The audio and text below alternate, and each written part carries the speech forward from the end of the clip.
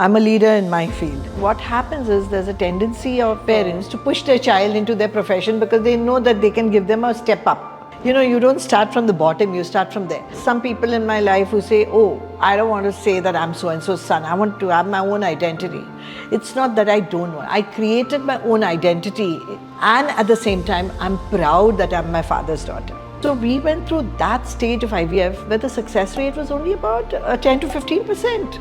But with the advent of technology, with the advent of modernization, today the success rates are 50 to 60%. So this is how IVF has changed, and so many new technologies were introduced. I mean, it's crazy. I love my field. My lab is like my spaceship.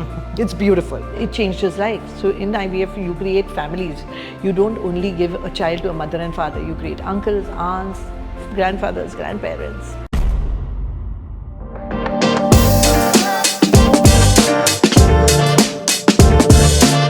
Hello everyone, welcome back to another episode of Life Unscripted, a podcast where we explore the lives and the achievements and the challenges of different individuals over different fields of interest. Today we have none other than Dr. Nandita Palshetkar. She is a gynecologist with over 30 years of experience. She is the visionary leader and the brains behind Bloom IVF.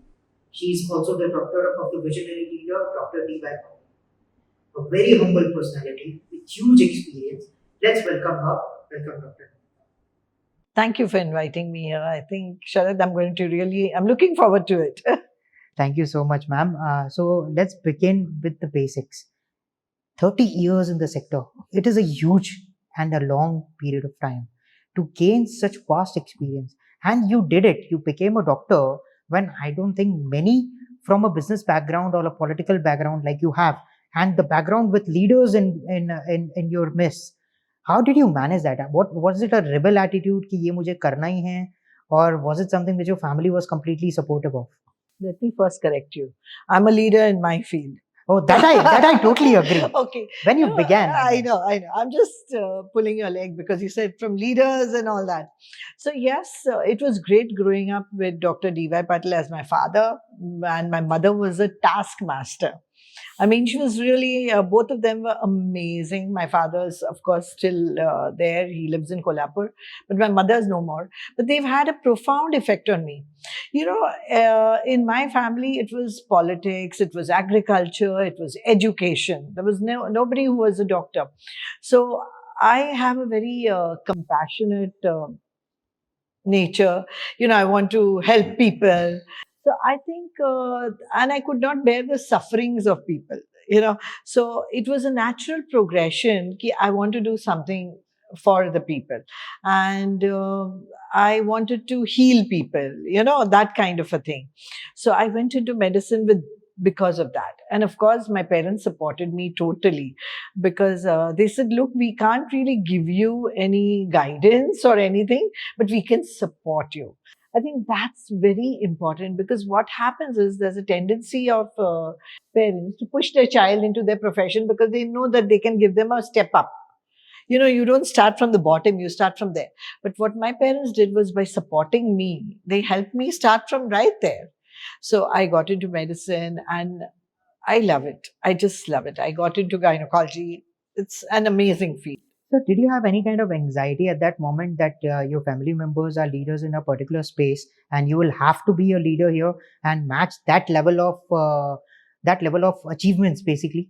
You know, there was never any pressure. Actually, I'm a very happy person. You know, I just if some negative comes in my life, I say there's a reason for it, and I overcome it and I go the other way. So I'm a very happy person. I never let the pressure get to me. Definitely not. Maybe at one point, you know, where my mother-in-law passed away, I had a child and I had to leave my studies and come back. And somehow there was a gap, and very supportive family, but it was me who was mentally very depressed, you may say. And then one day my father said, you know, somebody had come for lunch in our house. It's a custom that the family serves the guests the food. No, no help is allowed to serve the food. So I was serving somebody. So that person just asked, "What does your daughter do?" So he said, "Oh, she makes chapatis in the kitchen." He didn't mean it anyway, but it really hurt me that, he didn't say I was an MBBS and all that. So then I got my act together. I went back and I joined with a batch which was junior to me. It was difficult because, they had, oh, DY Patil's daughter, that kind of a thing. But what it made me do was make friends in adversity. They all hated me. I don't know, hate is a strong word, but they were not very I think fond of me. envy would be, yeah. Not envy, they were just not fond of me. So then I had to really make friends. And today they are my best friends. We party together, we meet up and everything. But I think that taught me how to live in adversity. And then, of course, in JJ Hospital, in the OPD, there used to always be 50% of the patients who said, "Oh, I don't want this child. Meko abortion karwana hai." And 50% of my OPD would be girls crying that we want a child and we can't conceive. And I was to really think, is there any way in which I can help them? Maybe take this baby, unwanted baby, and put it there.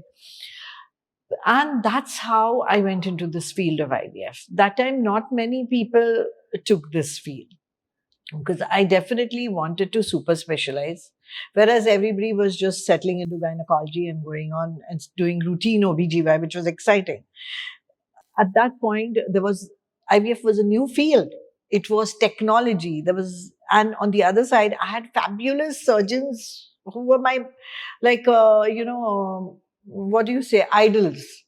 They were fabulous surgeons. So it was surgery against technology, super specialization versus gynecology, a field which was not taken by many people. And that time, family planning was really very hot topic. Everybody was into, like population control, this, that, and I wanted to do infertility. So it was a path which was not taken by many, and probably that was what is imbibed by my father, that you should do something different. He did something different from politics. He completely retired at the age of 53 and went into education. So it was an amazing, that happened a little later in my life, but it kind of sets a role model for you. And remember one thing, uh, under a huge banyan tree, no other trees grow.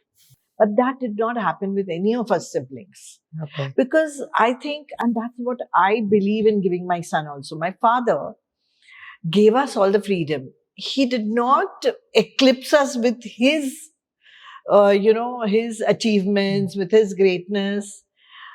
So I never, there are some people in my life who say, "Oh, I don't want to say that I'm so and so's son. I want to have my own identity." It's not that I don't want. I created my own identity. And at the same time, I'm proud that I'm my father's daughter. So I think that culture, that ethos which he put in us is very important.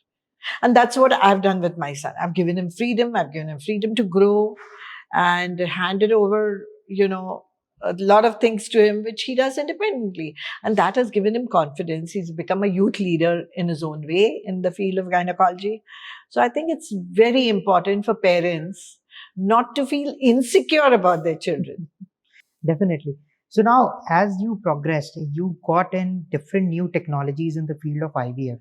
That was again back in the 90s. Yes. And I think the biggest diaspora that you had to counter was the lack of education about the technologies and what IVF can do, and the social stigma that runs behind these kind of technologies. Absolutely. And you had to fight your way through that. So can you tell us a bit more about the experiences and what it took to actually explain or convince or educate people to go ahead with such kind of technologies and to make it accessible to the masses in the country? I really don't know where to begin, but let me begin at the beginning. It was 1994 when I first set up my IVF center. And that time, believe me, we were making pipettes. We would take glass tubes and pull them and fashion those pipettes for technologies like IVF, etc.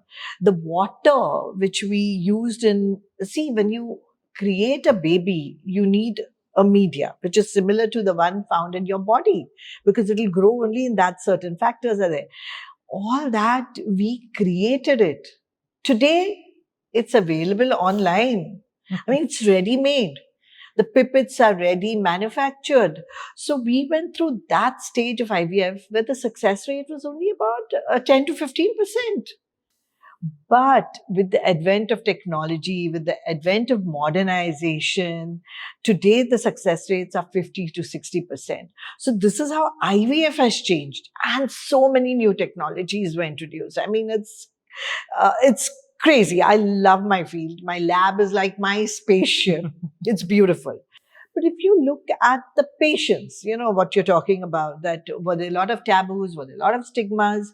Yes. When I began 30 years ago, the women would come with their mother-in-laws. The husband rarely came in. I mean, we had to tell them that, look, if you don't have a child, the wife and the man could be responsible. We need the man. We need to examine him. Men were not ready to take the onus. That was one aspect of it. Second aspect was that, they thought IVF, you never get pregnant. Yes, but that was the success rate. But it was a new technology. Like when the angioplasty came, as if you would do a bypass rather than an angioplasty. It's like that. You have to accept the technology. So that acceptance, that awareness took a little long. And when I began IVF, not many people were teaching IVF. I had to go abroad and learn the technology, because in India there was not many courses or workshops conducting. We are the ones, me and my colleague, we started IVF conferences, we started teaching people, we started conducting workshops. More than, I think, 5,000 plus gynecologists have come and trained with me. So it was a massive change which we got. Can you share a certain story in which a patient was there, as you mentioned that the husband didn't come, or probably they came at some point, but it was a life-changing moment for both the parents, the would-be parents, and you as a whole, like a very, very different kind of story which you had to go through to reach the kind of success that you have achieved today, like the challenges. I think, let me tell you about this one couple who had come to me with male factor infertility. And at that time, the new technology of ICSI was launched in 1995. We got the we were one of the 5 people who had ICSI in the country. So it was very exciting. It was very skilled work, and a very exciting phase, because suddenly male factor was treatable. 50% of the infertility is due to the male factor, and 30% of it cannot be treated except by test tube baby, which is known as ICSI. So before 1993, ICSI did not exist. So if you had that kind of a male infertility, you had to use the bank. And suddenly this technology comes in. Palermo is an scientist who invented it, who did the first ICSI baby. And it came with a bang everywhere, all over the world. Everybody was doing ICSI, and it was a disruptor. You know what I mean? So this patient came to me, and it was 97, 98, I think. And they had 2 ICSI failures. I had done ICSI, but it had not succeeded. Now, we were doing it for the 3rd time. And then what happened was that, we got a new technology of laser. And we installed it for the first time in this country. And that laser was used for hatching the embryo. Like a baby which is formed is known as embryo. Yeah. We could create life outside the body for up to 3 to 5 days. And then we had to cut it's in a kavach. I don't know armor. Yeah, got it. Yeah. So you have to cut, the baby has to come out of that kavach and implant into the uterus of the woman. So in some patients, like previous failures of IVF, if we did frozen thaw embryo transfers, if we did older women, like more than 38 years old, all these women benefited with this laser hatching. So we did laser hatching for this couple I did, and she conceived twins. And it was amazing because obviously, after so much tribulations, trials, we were able to give her this pregnancy. And then she delivered early, in the Premature. 8th month, premature babies. And those babies were kept in hospital and for a month. But what I remember the most, which really touched me, was her father was a doctor, MBBS doctor.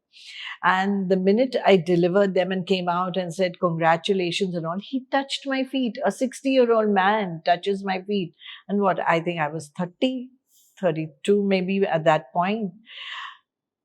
It was the most, it was embarrassing because a senior person, but at the same time that this person really, it changed his life. So in IVF, you create families. You don't only give a child to a mother and father. You create uncles, aunts, grandfathers, grandparents. It's a beautiful life. So, ma'am, as you mentioned that you were about, when this happened, you were about 30, 31 or something. And now so probably like 4 or 5 years of experience at that moment. And now you have more than 30, 35 years of experience in the field. So how would you say, definitely the technology has evolved. Definitely the education has become much better in terms of these Oh, yeah. technologies. So what kind of myths do you think have kept on, and what kind of myths have already been busted by great doctors like you? Myth is a myth. It cannot be kept on. It needs to be busted. So there is no question about it. Initially, when people came to me, they said, "Oh, IVF means it's somebody else's baby. It's donor egg, donor sperm." I said, "No, IVF is primarily to give you your own child. If you need a donor egg or a donor sperm, that's a different issue. We use them to create babies. But IVF means your own baby unless you demand for it." So that is one. The second most commonest thing is, will my baby be normal? That is it's a genuine concern. I feel it's not a myth. Yeah. It's a genuine concern. So, we tell them that IVF babies do not have an extra amount of abnormalities or anything. Then the third thing is, IVF means twins. It's multiple pregnancy. If I do IVF, my God, will I get pregnant with 2 babies? So it's not like that. 90% of IVF pregnancies have a single child. Only 5 to 10% have multiple pregnancies. And now it's even reduced. Now I think my twinning rate is about 3 to 5%. Because we put in single babies, new technologies have come. So all those things have definitely helped.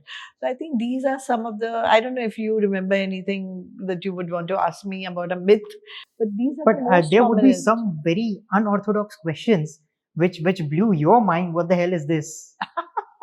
But a patient came to me, and when we told them you can take a known donor, she mistook it for being a family member. And the brother was brought forward. When we realized it's the brother, we said, no, we cannot do brother-sister combination.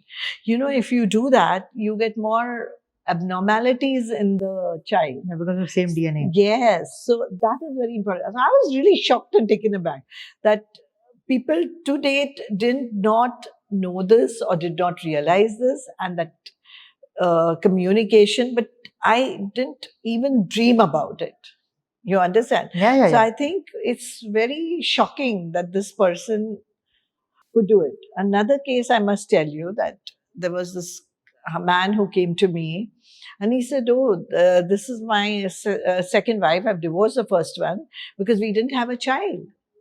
And he had 0 sperms. Nobody had ever investigated him or told him that the reason for not having a child is the husband. When he came to me, I made him do the test and it was 0 sperms.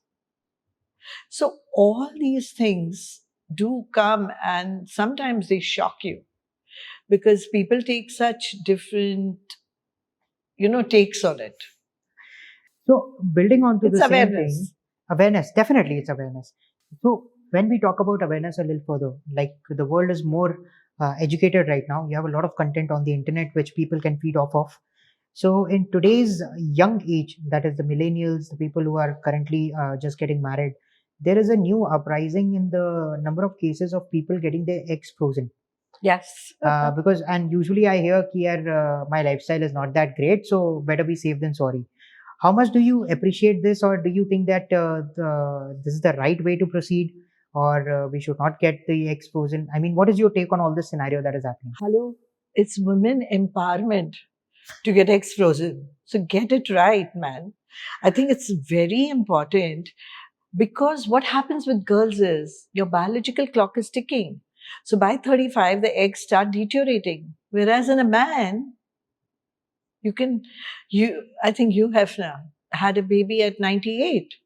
I mean, the sperm still is around, but women have a biological clock. So this is a technology which has helped women to stop their biological clock.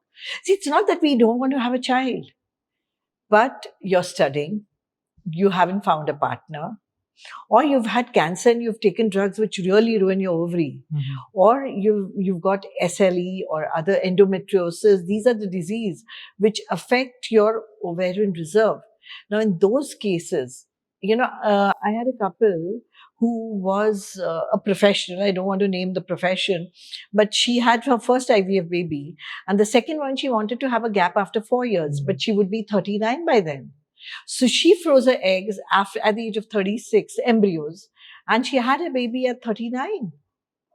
So, these are real life situations which can happen. So my first patient was Miss Diana Hayden. She was Miss World, but she had not found a partner and she was 33. She came to me and she says, Doc, I don't see anything on the horizon. Let me freeze my eggs and then I will take a call. And today, she got married at the age of 40 plus, and she has 3 babies out of those frozen eggs. So see how empowering it is. Definitely. She didn't have to just marry for the sake of having children. Definitely. So when we talk further into the same sector, that is the IVF and the technologies, as you have already pioneered many new technologies in India, how would you compare the Indian technologies compared to what we get in the US or something? Would you feel that we are ahead, at par, or getting there? Let me take you a little bit into the science. We have our journal, the Holy Grail. Yeah. It's a journal called Fertility Sterling. It had an article, the practices of top 20 IVF centers in USA. What do they do? And believe me, when I read the journal, I was so happy that we did everything that they did. So I think technology has become a leveler now because, as you said, getting the technology for the first time and all. See, I love to study, I love to read. And the people who are into technology know that we are like gung-ho about it. We'll go and spend the money. I've spent money on technology which has gone to the junk also. Because it was way ahead of its time. Got it, yeah. We bought it 10 years ago and now it's getting established. So it was a complete no waste that time. So I think if you, of course, US, because, they have few centers and the patients come early. So the experience wise, some of the centers are really good. But I think in India also the awareness is increasing. We are getting patients. But of course, what I personally feel in Bombay today is the distance, the traveling. But COVID has made it very good because the first time the patient comes, meets me, and the second time they are very comfortable with the video call. So you're sitting in your house, you're consulting. I'm comfortable because it's in my working hour. Husband is in his office, wife is in her office, and I'm in my office. And we're doing a video consult. I think it's so good because it saves time, saves petrol, saves parking space. Now, Agree. that I totally agree. I also understand that during COVID, it would be very difficult to convince people to actually come to the hospital, and you still want to get pregnant and you still want a kid. How difficult was it at that time of at that Actually, it period was of time? the other way around. Really? Really. Okay. Because people did not want to delay their childbearing. They were at home jobless. We were also jobless. For 3 months, IVF was shut down world over. Okay. Zero IVF in the world. Can you imagine? First time. So population growth went down basically. No, but people got pregnant. They had nothing else to do. Just to sum it up, based on your experience, the vast exposure that you have, what are the few tips you would give healthy young people regarding their good reproductive health? Age is very important. Even for the men, I think beyond 40, a few problems start cropping up. For girls, between 30 and 35 is a good time to have a baby. If not a baby, at least freeze your eggs. I mean, I would really advise that. Secondly, is lifestyle. The smoking, the alcohol, the drugs. I think they are a no no because they affect your fertility and affect your health also. Exercise. Some sort of exercise is required. Good nutrition, very important. All these micronutrients, multivitamins, which are lacking in our food now because we are eating junk food. And the most important one, final one, is mental health. All these pillars actually are very important to be able to conceive. So these, and of course, prevention may, I always, without fail, tell people don't have unwanted pregnancies, because when you have an unwanted pregnancy, you do you do abortions and all, and once in a while you can suffer from infertility, and then that guilt feeling is too bad. So be responsible, use contraception, and take your vaccinations. I believe in Yeah. vaccines. Thank you so much, Doctor. Thank you so much for the valuable insights that you have given us. I won't take a lot of your time today, and I'm saying that to all my viewers because understand that a doctor's time is of the utmost importance. She is here with us in between surgeries, and I'm so happy that she could get that time out. And we have got some massive insights of how the technologies came in and how we are still struggling to accept the realities. We are still struggling with the myths what our forefathers or our elders or the market has told us. So I think we should actually be more educated, go online or consult your doctor and know more. Thank you so much, doctor. Thank you so much for your time. Thank you.